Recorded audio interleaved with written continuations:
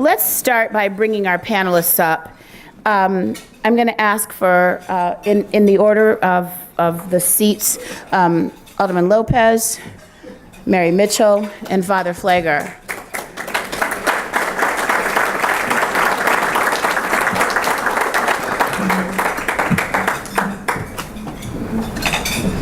So anybody who knows me, that numbers are just not my thing. I don't, I do the people, not the numbers, but we're going to try to hold them to a 2 to 3 minute opening statement. Is Lisa Daniels in the room?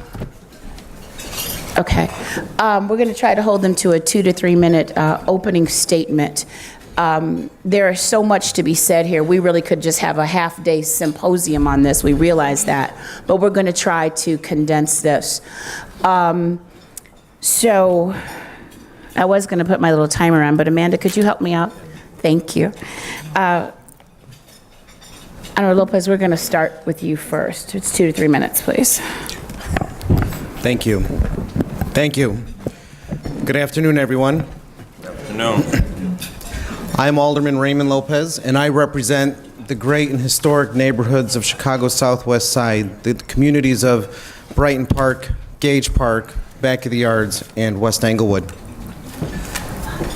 I would never have imagined where, as being an alderman, where the future would have taken me, the trajectory I would have been on. But I can tell you, starting from Good Friday of 2016 to present, I have been on an unrelenting mission to bring safety and stability to our communities after a car was exploded in the middle of Davis Square Park in the middle of the afternoon. But as this journey has unfolded and we learn about and discuss the roots behind all the violence we see, the poverty, the lack of opportunity, and the lack of options so many of our community members face and feel, there's one thing that I think stood out that was missing, and it was that we never called it for what it was. We never addressed the evil that was in our midst directly and plainly, right in its eyes. And I think that's why many of you got to know me this year. Sometimes a spade is a spade. And we have to call it out for what it is. When our own families, our own communities continue to harbor those individuals who have no regard for our children and their future, we must stand up to them. Just last night, a 4-year-old and a 6-year-old on the west side were shot while driving in the car with their father, who decided that was the opportune time to get into a gun battle with somebody else. Now, I generally don't involve myself on issues on the west side, but those 2 children were students in one of my schools. So I can no longer sit back and say, I'm just gonna focus on the 15th Ward, because when my kids go out to see the rest of this city, now I have to be prepared to ensure that we are fighting this battle in every front, in every ward, everywhere we go. Nothing short of their future is at stake. Nothing short of the truth must be told, and we have to be willing to stand up together so that they have a chance to inherit the city that we came to be a part of. Because if we don't, there's nothing worth fighting for at that point. Thank you.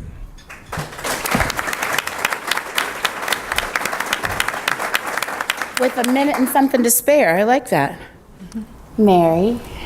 So when I started with the Chicago Sun-Times in 1991, we were writing about the gang problem. The big difference, though, was that when we wrote about gangs, we did not call them what they were. We didn't say the gangster disciples. We didn't say the Latin kings. We didn't say any of that. We just called them gangs. And from there, it went from calling them gangs to calling them, not mentioning their name, period, to calling them street organizations. Okay, that's how we refer to them. It was insulting to refer to somebody in the community as a gang member, so we called them street organizations. After that, we skipped down from street organizations to cliques, roving bands of young people, nations, but all of it, whatever we call them, skipped the truth about what they were and what they are.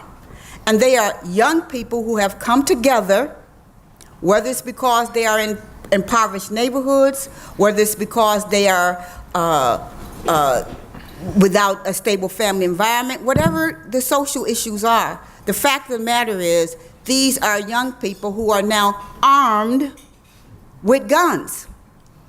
When I grew up with gangs, you know, they would go out and they would beat each other up. They would go out and they would maybe steal a car, but they wouldn't shoot somebody. They wouldn't fire in the middle of the street or off a balcony and just indiscriminately shoot at people. That's what we have now. And not only do we have that, we have a problem with, as the alderman said, facing the truth about gangs. Now, for me, I live in a community. I have cousins whose children got involved in gangs, so I'm not one of these people that look at it from a distance. I'm looking at it up close. And for what I see is we need to be able to, one, call it what it is. Two, understand that in order to address it, you can't address anything that you can't call by its name. If you can't say, this is a gang, and understand what a gang means, then you're not going to be able to get to the heart of the problem. I'm all out of compassion when it comes to gangs, and the reason I'm out of compassion because I think about Tyshawn Lee. I think about Hadiya Pendleton. I think about the fact that I have a grandson that we had to send to Canada because we did not want him to grow up in this environment. That's what I think about. So I think now it's time for us to begin to strategize, how do we address the problem, whatever it is, whether you think it's just because they're fatherless and we need mentors, or whether you think it's poverty and they need a job, whatever it is that we think needs to happen, we need to do it now.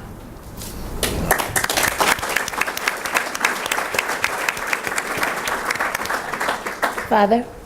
I will probably have a little different take on this, but I agree with both what Mary and the Alderman have said. But I want to first be clear. I am absolutely against any form of violence. I'm a disciple of Dr. King, and I have fought against any form of violence and have zero tolerance for it. I think Sabina is probably the only church or perhaps the only organization in the city that every time a child is shot or killed in our neighborhood, we put up a $5,000 reward, and we've put more than 30 of those out since it began back when Paul Vallis was still CEO.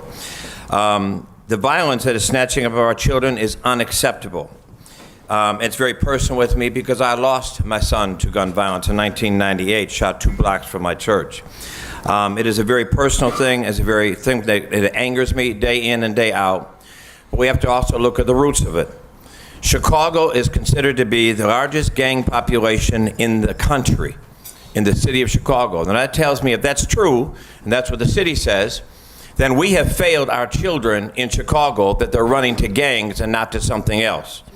We also must acknowledge that oftentimes the gangs we have today come from realities birthed in a community, which I say all the time. I think all of us are co-conspirators of why we have the gang problem we have today. And that's the churches, that's the synagogues, that's the mosque, that's government, that's education, that's corporate, and that's the neighbors on the street and the young people on the street. Let's look at some of the roots of it, of gang growth. Double-digit unemployment in the 10 to 12 neighborhoods where we have the largest violence coming out of. Those same neighborhoods have underfunded and underperforming schools. We just learned a week ago, 1 out of 4 black children going to failing public schools in the city of Chicago. Unacceptable. 1 out of 4 going to failing. White community, 2 out of 100 going to failing schools. We have the most individuals returning from incarceration with no options or alternatives. We have poverty at high levels in those same 10 to 12 neighborhoods. Most segregated city in the nation. We have a broken judicial system. We have a broken relationship between police and community. We've closed all the mental health centers, so we can't even get help for people that are crying for help. We have a lack of options and opportunities for young people to get involved in. And we have communities in the South and West Side that look like third world countries. 58,000, we're told, young people between 17 and 26 who are not in school or in work. 90,000 in the county. Many people have a gang title on them because of where they live. You live in Foster Park, you're a Stone. You live at 76 in Halsted, you are a Viceroy. You live over in 79th and Laughlin, you're a GD. You live in 79th and Marshfield, you're a killer ward because you have to go home at night. So you may not be involved in gang activity, but you're going to have the title because you have to affiliate with somebody in order to go home that night.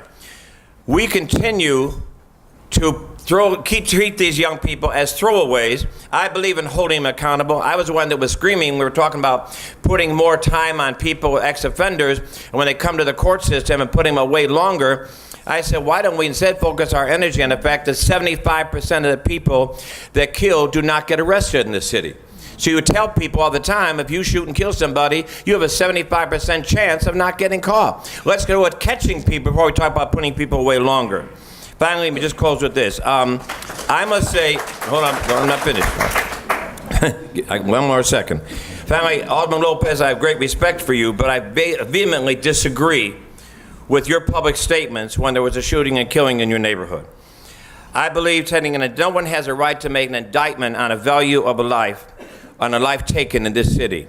No one has a right to judgment on the value or the worth of a life. When Hadia Pendleton was killed, the statement put out by the Chicago Police Department that morning was, this is a gang-related shooting.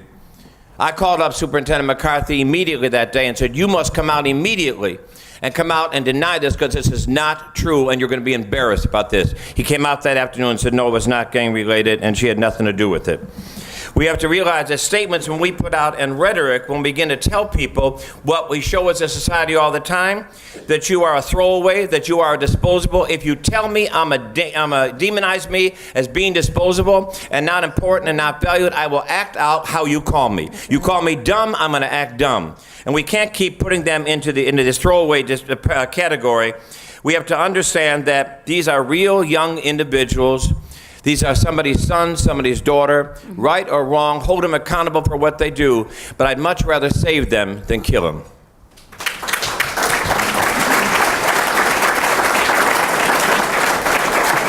So with that, we're going to start with some questions. But before we start with the questions, just a little test to see what we have in the room. How many in this room have been affected, immediate family or close, by gang gun violence? So I want you guys to look around, keep your hands up.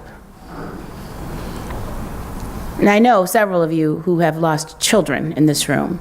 Guns don't see color, they don't know, bullets don't know that kind of stuff. So that's why you saw that rainbow coalition of hands going up just now.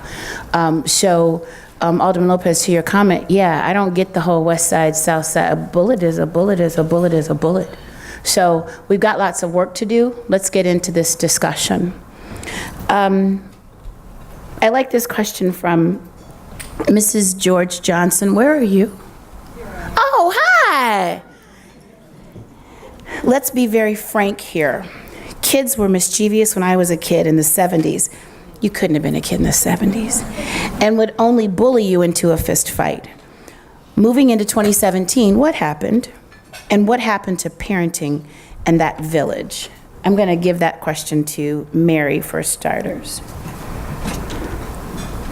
I think that part of that answer, Father Pfleger is already, part of that question, Father Pfleger is already answered.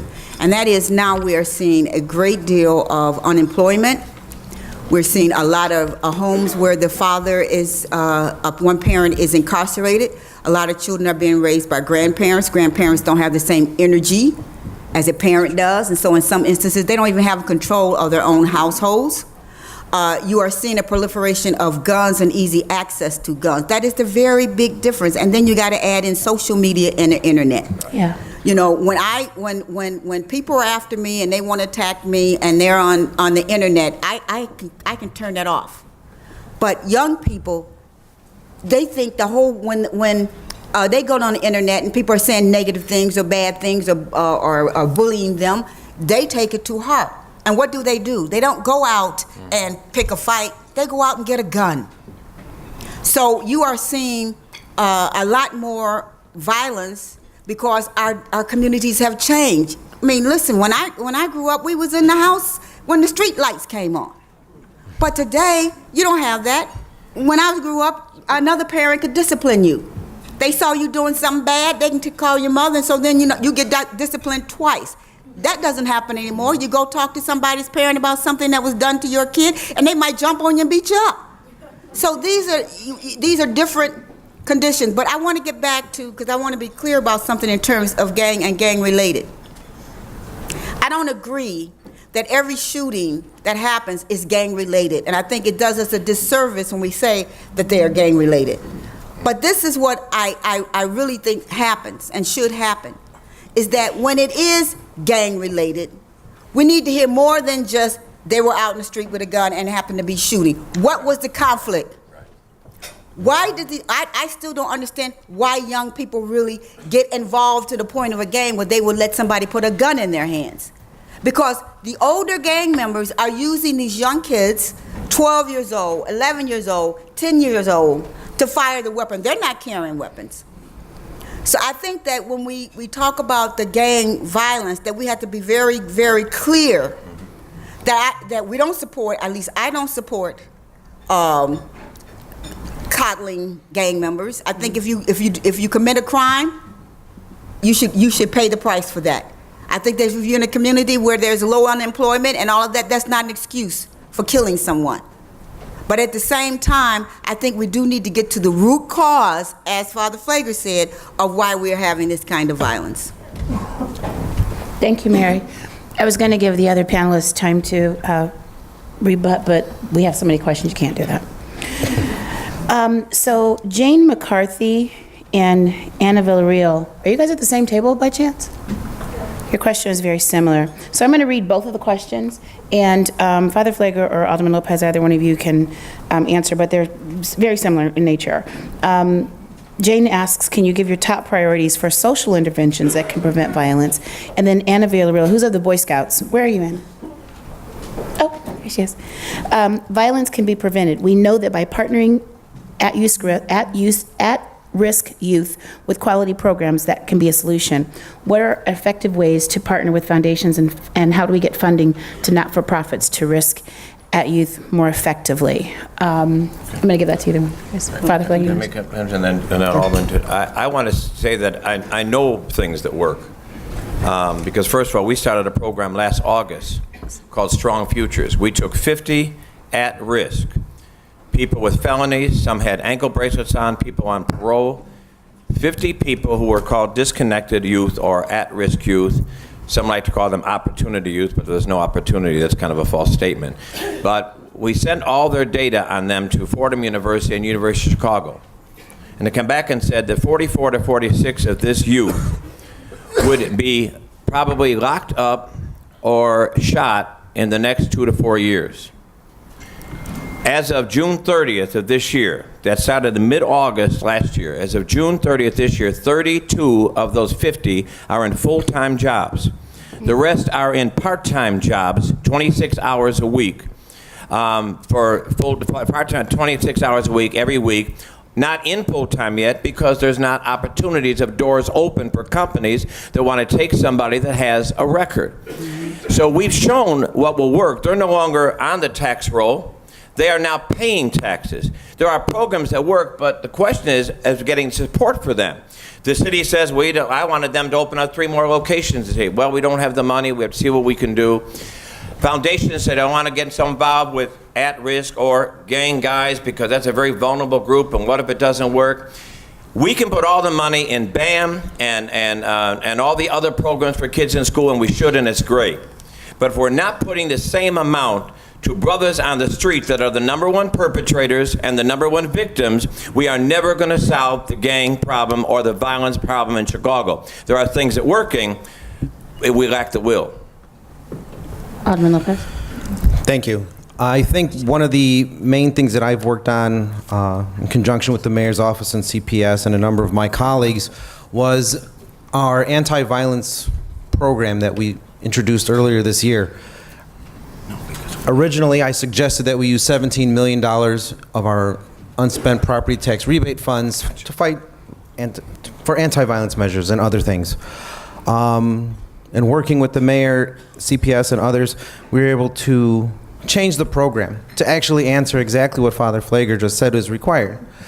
And in a partnership with private foundations as well as the public entities, we were able to put together a $45 million package that targets 10 of the most dangerous police districts in Chicago, with $1 million going specifically towards street-level violence intervention, something that I think many of us would agree works when you can interrupt gang members before they start shooting each other, as well as for immediate employment and wraparound support services so that we can take people who are in this orbit of gang life, but not necessarily hardened into gang life, and pull them out, connect them with employment, connect them with the services so that they can get their IDs, go to work, and do everything that they need to do, and separate them so that they are not going to be the next victim, so that they're not going to be the next tragedy we read about.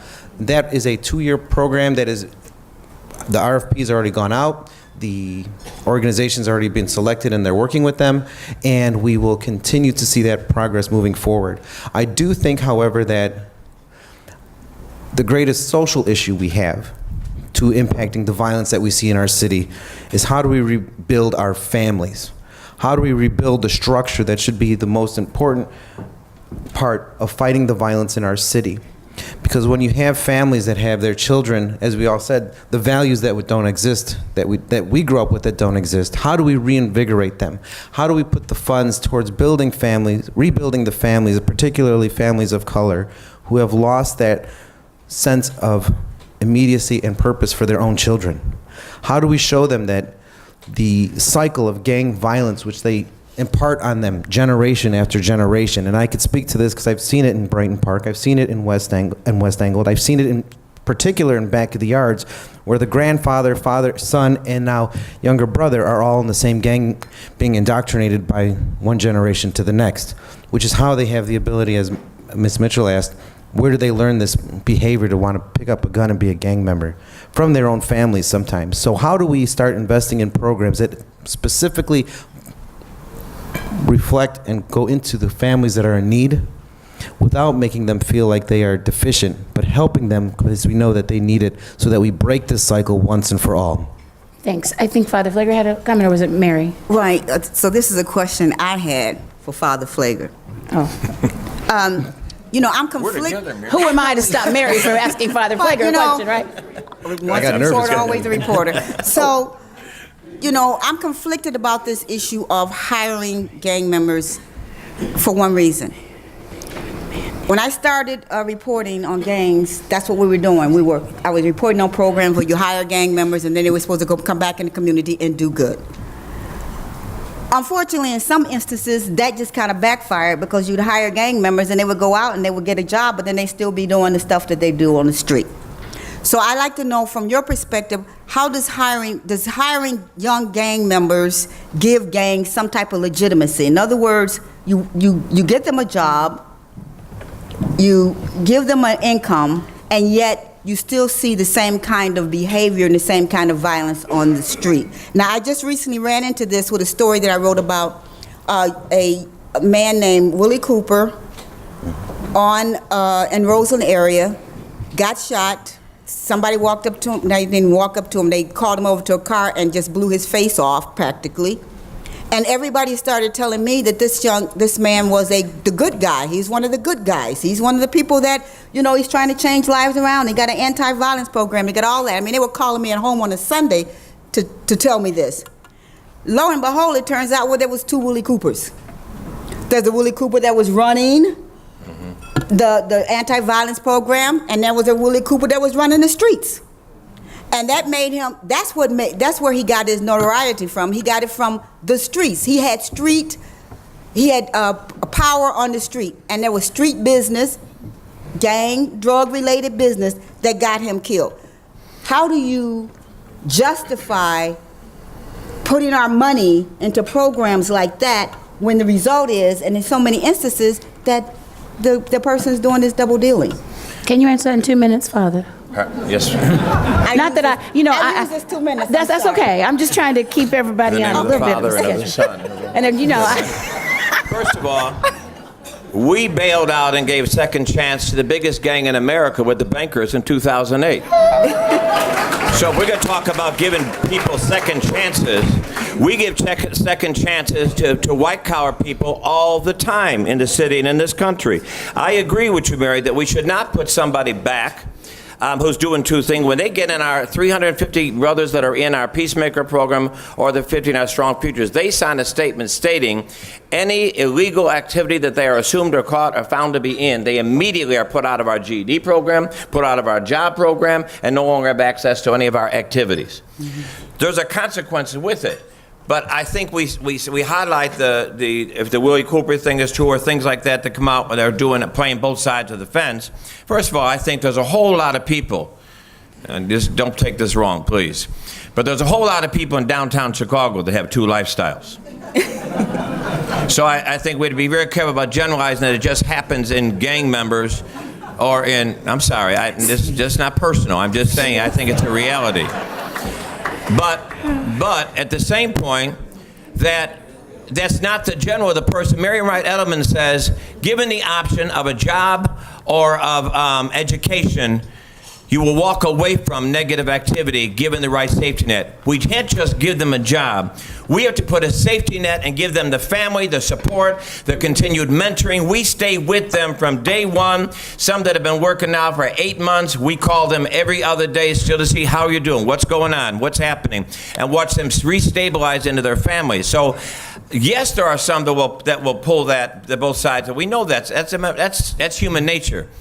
But we can't be so ready to deal. We've got to give the opportunities and give the support then to allow them to succeed, not set them up to fail. Thank you, Father, especially for shortening the question. I just want to say one thing, and I'm a lot shorter than he is.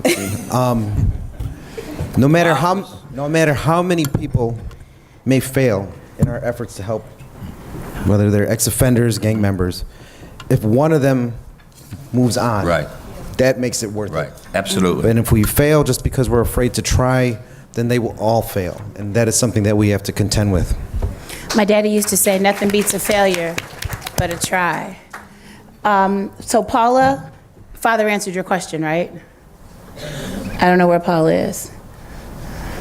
Okay, you know the rule. If you leave, you don't get... Oh, she's in the back. But he answered your question, right? Very good. So these questions are awesome. And Jay, I'm asking you now if we can continue this at some point, because this is just, it's so good. And I don't think we're just talking about it. I think we hopefully are going and then finding, much like Terry Mazzani does with On the Table, going and finding solutions. So we've got, a nation that seems to be tweeting now. You can certainly tweet, at City Club Chicago, and talk about what we're talking about. There are so many good questions, and I'm sure that we're not going to get to all of them. So I'm going to do my very best to try to sum this up.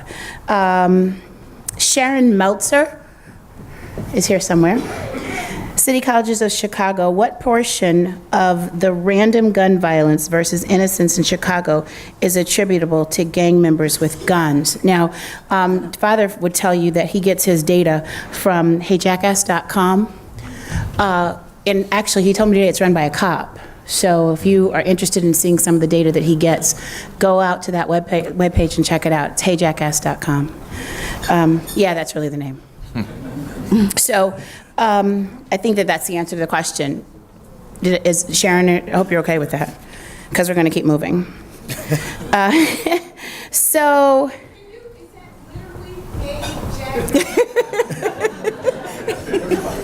Now look, I'm a good little Baptist girl. The Catholic priest told me that's what it's called. HeyJackass.com. It's the most thorough site that I know of about the shooting, the violence, the causes, the ages, all the information. That's why we love Father Pfleger. So, Justice Lampkin, are you still here? Yeah. So this is your question. I think it's good, and I'm going to leave it open for whichever one of you wants to answer.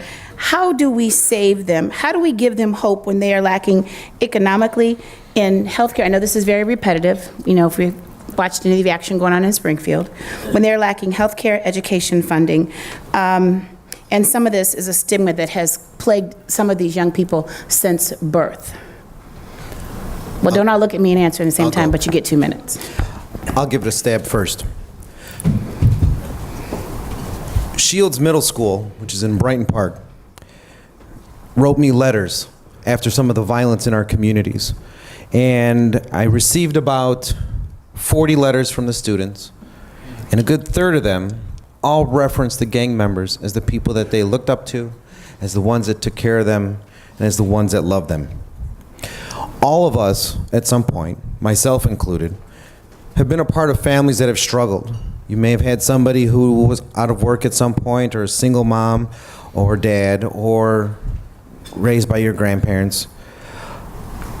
But there was something that was there that we see missing in so many of these families now. And that is that feeling that these children are truly loved. Everything else, all the obstacles that your question referenced, will be just considered memories as they grow up, if they know and feel that they are loved by their parents and their families. In the absence of that, and in the absence of us being able to create a family unit, whatever you define it as, but as a loving family unit, those children will go to wherever they will find love and acceptance, even if that's someone holding an AK-47 telling them to go shoot 10 people. And that is where I think our true challenge lies. Because no program, no law, and no panel can force a mother or father or grandparent to love their child. That is something that we have to acknowledge that exists and is deficient in all of our communities, but especially in some of our minority communities, where we've seen, because of struggle, we decide that because I have to struggle and I'm 20 years old and I've got a 6-year-old kid, I hate that kid now. It's your fault I have to struggle. And then when little Johnny or whoever that child is grows up, he will grow up with so much rage and hate because nobody ever showed him what love was until he finds it on the streets, until it becomes part of who he is, and until he winds up dead in a basketball court. That's a good point. Thank you. I'm going to try to do some quick summarizing here. Lisa Radin, is that right? You asked how can we donate? Josh? All kind of ways. Can you wave your hand? Yeah. So there are so many not-for-profits in this room, and there are so many people that you could talk to, but I'm going to start over here, okay? We're always willing to, money always helps. Sharon Meltzer asked a question about why are we so bad at catching. Didn't you ask another question already? Oh, double dipping, I see. So bad. So it's got to be quick then. Why are we so bad at catching the shooters, and how can we prohibit gun possession? I know we've talked about this before. Father, why are we so bad at catching the shooters? Why are we so bad at catching them? Well, and then, what's the percentage of shooting of innocents in Chicago by gang members? Can we prohibit their gun possession? Why are we so bad at catching the shooters of innocents and sentencing them like they're murders? Can you do that real quick? Well, for one reason why we're so bad at catching the shooters is because we're so bad at getting cooperation in communities. People are afraid, that's one, and that's a real fear, mind you, because in many of these communities, the person that's the shooter is the person next door, or the person down the street, the person that went to school with your son or daughter, a person that used to be a good friend of your son and daughter. So the connection between victims and perpetrators is so close that you would have to have someone come in and tell you, be willing to cooperate with the police. When you don't trust the police, if you're in a community where the police aren't trusted, and people don't believe that the police are looking out for their best interests, guess what? They do not help or support. They take care of business on the street. It's called exactly that, street business. They get their revenge by going out and taking care of it themselves. Just agree with what Mary said. I think there's the relationship between police. In my 42 years at St. Sabine, I've never seen a more broken relationship between police and community than I see right now. There is this totally broken trust. There's a code of silence in the police department. There's a code of silence on the street. So until we work together again, we're not going to break that code of silence. But also, I think the lack of homicide detectives and the shortage of police in the police department. So until we take care of that, until we have the courage to put in the number of homicide detectives we do, because the ones I talk to tell me, Father Mike, I got a case for like a week and a half, 2 weeks. If I don't have a really hot lead then, it's cold case. I got to move on to the next one sitting on my desk. It's unfortunate. Yeah, it's just resources. That's why funding is so important. You see that the large corporations, ComEd is here, and they are a wonderful organization that helps support many of the cities and even the county's initiatives. Were you going to say something? Yes, actually, I want to, both of my colleagues up here are absolutely correct. As I think about today, 1 year ago, yesterday, little Takari Morgan was shot in my ward while playing on her grandparents' front porch. 30-plus people on the street, not one saw a thing. But what I remember is that someone that I think we all know, Jamal Green and Alita Clark, came down because we did Operation Wake Up, and the message that the three of us shared was very simple. We're all like this when the cops are involved. We're all like this when we see a good fight going on and we want to record it. But the moment it's someone we know, Right. Yeah, it's true. and we have to get past that. We have to show our children how to get past that. But I think it's just as important as the detectives and speaking out, you have to have convictions. In court, we have to put people behind bars with a sentence. And I believe right now, the state's attorney, Kim Fox, has said that we have about a 30% conviction rate. Yeah. And now we have even more of her state's attorneys who are struggling to get these cases cleared, being terminated because of the county's decision right now to lay off 100-plus state's attorneys or whatever it is. 100. So we have to evaluate where our priorities are as a government as well. And if solving cases and putting criminals behind bars in jail and sentence is important, then we have to stand up and do what's right. Thank you. Warren Merrick wants to give a shout out to the book Gang Leader for a Day. Is anybody familiar with that book? No. So his comment is, do the speakers believe that the book Gang Leader for a Day by Sudhir Venkatesh is a useful resource for a study of Chicago gangs? Were one of you getting ready to say something? I don't know the book. Because I was just actually just going to give the book a shout out because we're so short on time. Okay. Monique Brinkman Hill asks where the gun's coming from. Mary? Good question. Where are the guns coming from? If you go into some of these communities where, if you go into some of these communities where the violence is taking place, leaders will point out that there are no gun manufacturers in those communities. So how does the flow of guns actually get there?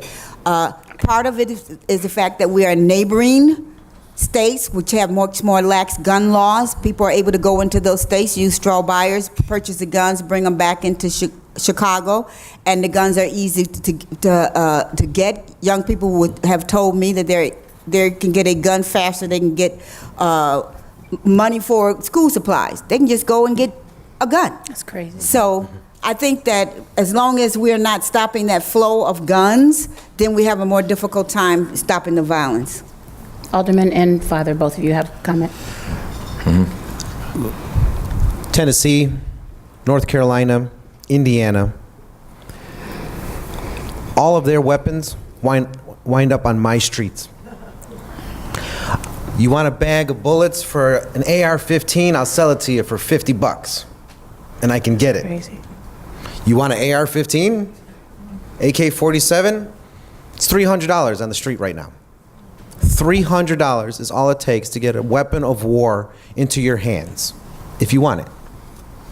Couple that with the gangs that do have them already, pass them around from one gang to the next. They rent them out so that you might not have one, but if you got the money, you could get it from them over there. So that when the young person finally does get caught, he's got 16 murder charges because of that one weapon that was used and rotated around the southwest side of Chicago.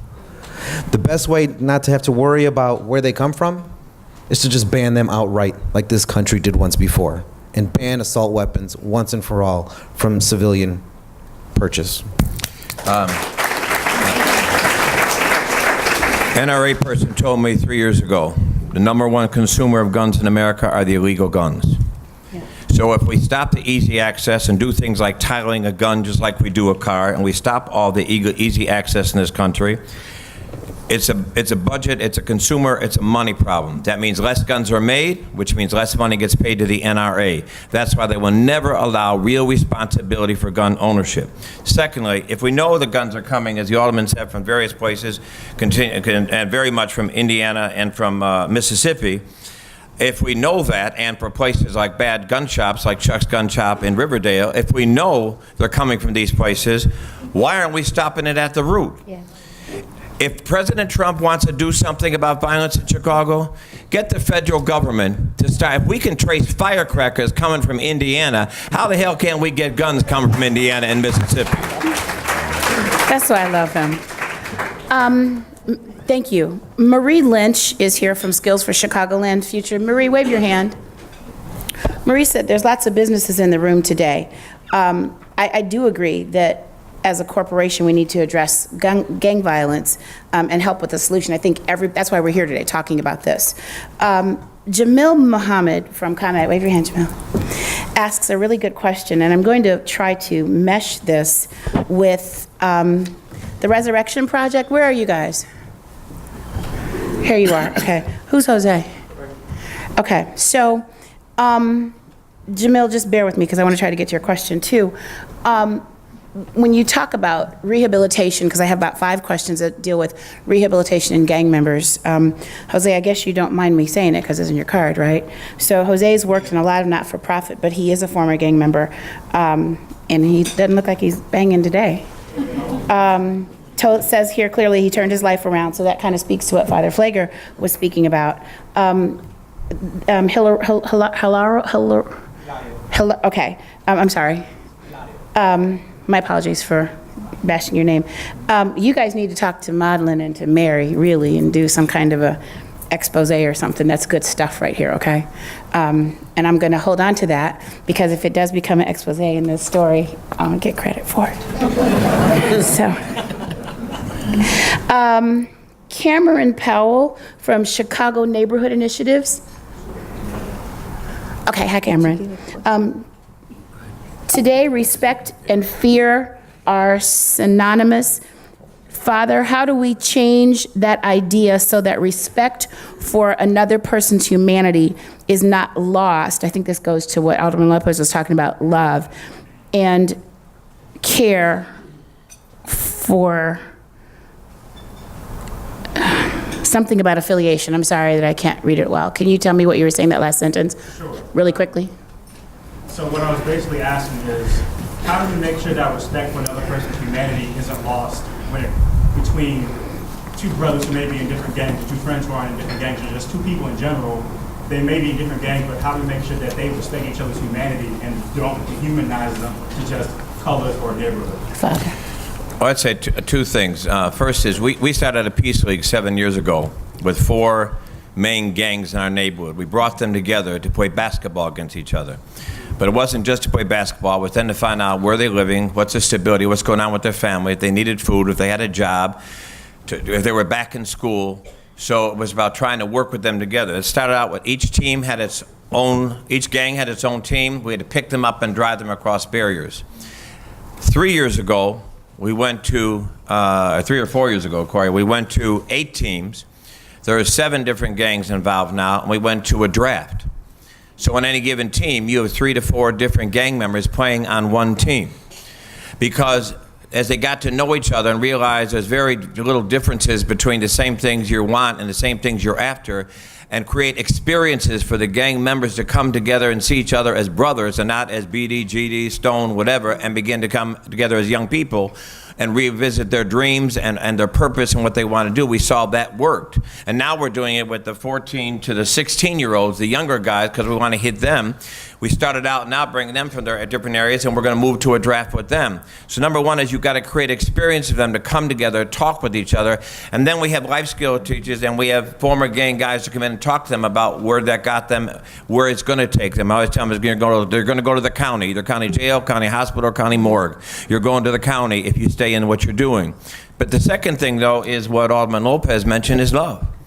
is love and respecting them. I can't tell you how many gang guys on the street call me pops or call me dad because they want somebody to love them and care about them. I blame this not on government, not on education system. I blame this on the faith communities. We have lost a society where we respect and love each other as individuals. And we're not teaching it in our churches, in our synagogues, in our mosques. We are not doing our job. The lack of, Dr. King said, we can go to court and we can get laws to keep people from lynching people, but only the faith communities can teach people to love and respect each other. That's right. So Bernie, I don't know where you are, but that pretty much sums up your question, that the faith communities need to lead this. The faith communities ought not be sitting back and watching. We've admired this problem long enough, right? So I can't even tell you how good these questions are. Can I just say one thing about the faith, that part of the faith community having to step up, and forgive me.